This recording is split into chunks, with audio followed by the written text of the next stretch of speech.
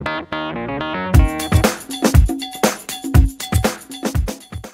na verdade, essa música eu compus, é a minha música mais nova, né? O nome dela é Despertar. E eu falo assim sobre o sentido do mal, sabe? O significado do mal. Por que o mal é permitido, entende?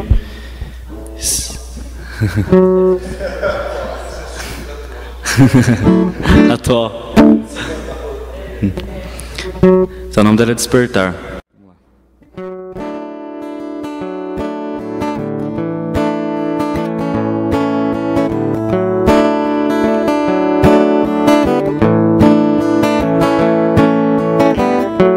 Sua fé parar, olhe pra lua, a lua sempre continua